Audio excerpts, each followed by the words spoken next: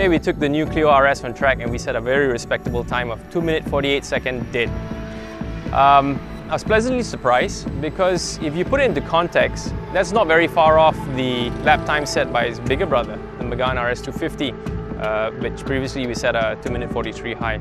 So it's only a couple of seconds off its big brother.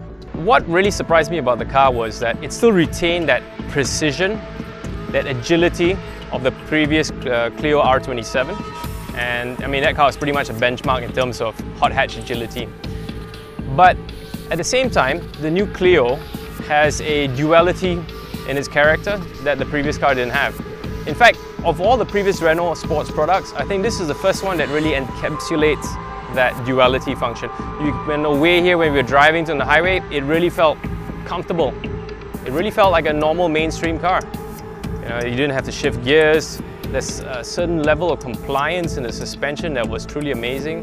We get on the track, and when we put it on the track, I was worried that it felt too soft because, you know, the drive here on the highway.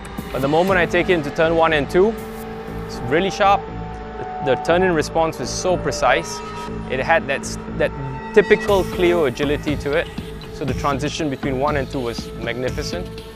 Yet when I got to turn 4, and I had to jump the curbs as we usually do to make to get a quicker time, it literally just rode over the curbs with such compliance, and that to me was quite amazing. In terms of the engine and the transmission, although it's producing about the same horsepower as the previous Clio, this one at 200 horsepower, but the fundamental difference being turbocharged, it produces so much more torque, and the torque comes in at such a low RPM that when you punch out of the tight corners like turn 9, wow, it feels strong. It feels a lot stronger than the previous Clio. In fact, it's not far off from the Megane RS. So its bigger brother, he gives quite a fight for his bigger brother as well. And the gearbox, which is the biggest concern with the enthusiasts, which I was pleasantly surprised. It's not slow, it is very quick. And especially the down changes as well. I didn't have a miss-shift at all. When I wanted the gear, I got it. And the upshift was very, very quick. It was helped by the fact that the shift was not just a light now, but there was a buzzer as well. And it was a very audible buzzer.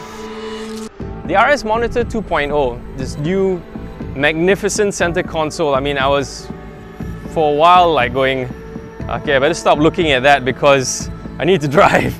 I mean, the screen was displaying all sorts of fantastic graphics and very useful information. Like when I was on track, it actually had it's like a data logger basically.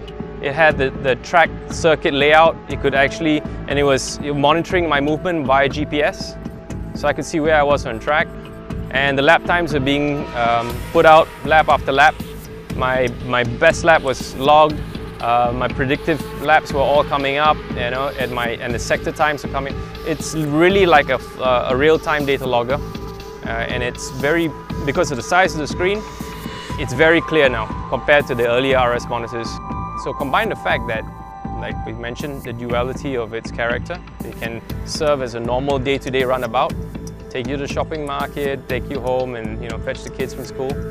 It's got 5 doors, but at the same time, take it on a B-road, take it on a track. It's still quick, it's still agile.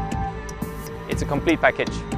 And so in a small hot hatch segment, this car is quite a unique proposition.